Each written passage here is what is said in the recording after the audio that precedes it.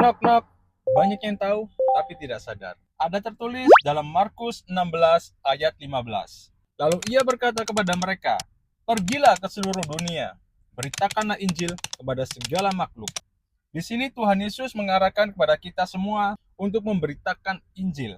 Dengan kita memberitakan Injil, itu ada proses di dalamnya. Kalau kita memberitakan Injil, otomatis ada suatu action. Salah satunya action yang sederhana yang bisa kita lakukan adalah membaca Alkitab. Apa yang harus kita sadari? Setiap kali kita membaca Alkitab, itu seperti Tuhan Yesus sendiri yang berbicara langsung kepada kita. Jadi rahasianya, kalau kita mau mendengar suara Tuhan, perbanyaklah membaca Alkitab. Supaya apa kita membaca Alkitab? Supaya apa yang kita beritakan itu adalah benar-benar Injil kebenaran. Benar-benar suaranya Tuhan. Benar-benar perkataannya Tuhan. Benar-benar pesan apa yang Tuhan mau sampaikan kepada segala makhluk ini. Oke, kita mau meresponi, mau memberitakan Injil. Tapi kita nggak tahu Injil itu apa. Apa itu Injil? Injil adalah kabar sukacita, kabar gembira. Kabar sukacita apa yang kita mau beritakan? Salah satunya ada di 1 Petrus 1 ayat 18. Di sini aku merangkum dari ayat ini, Tuhan Yesus telah menebus kita dari cara hidup kita yang sia-sia. Itulah kabar sukacita. Terus, apakah memberitakan kerusakan alam itu salah satu juga kabar sukacita? Aku menjawab, sama sekali tidak. Alam itu juga makhluk. Ingat, pesan Tuhan tadi di awal di Markus, kita memberitakan Injil kepada segala makhluk. Dan alam ini adalah makhluk.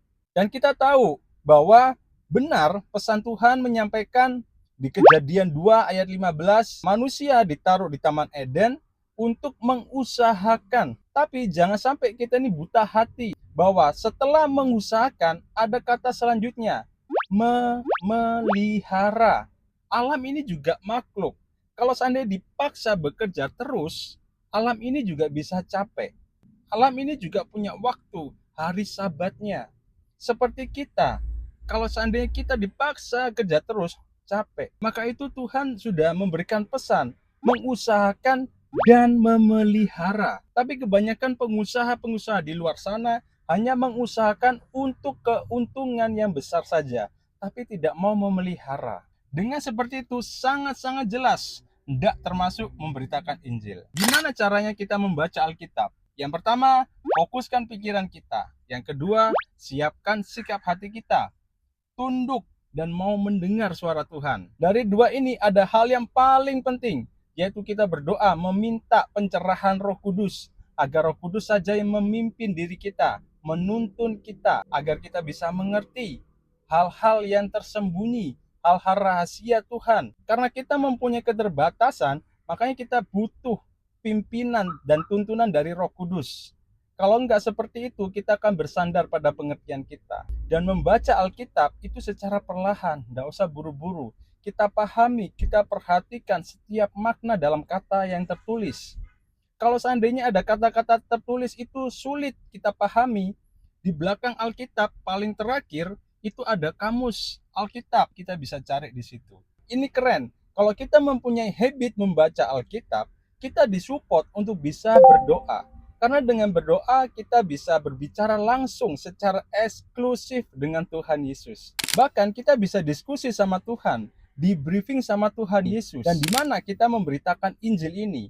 Sekarang adalah zaman era digital. Pakai sosmed kita untuk memberitakan Injil. Kamu dan aku punya hidup, punya tubuh. Berarti itu anugerah terbesar yang Tuhan kasih kepada kita. Ngapain kita takut dengan hal-hal yang kecil? Kita dikeluarkan dari pekerjaan kita. Nggak dapat callingan job, nggak perlu takut. Pekerjaan dan uang ini bukan menghidupin kita. Tuhanlah yang menghidupin kita. Lakukanlah dengan sungguh-sungguh talenta yang Tuhan kasih kepada kita. Dengan kita melakukan dengan sungguh-sungguh, semakin teguh panggilan kita, semakin teguh bahwa kita ini pilihannya Tuhan. Oleh karena itu, ayo ciptakan habit baru untuk membaca Alkitab dengan sering dan perbanyak lagi jamnya. Gimana kalau kita memberitakan Injil, sedangkan kita tidak pernah diskusi, nggak pernah di briefing sama Tuhan Yesus. Dengan membaca, kita bisa mendengar. Dengan mendengar, iman kita timbul. Dengan iman kita bisa hidup. Kalau kita bisa hidup, berarti kita bisa memberitakan Injil. Kiranya damai sejahtera Tuhan Yesus menjaga pikiran dan hati kita. Shalom.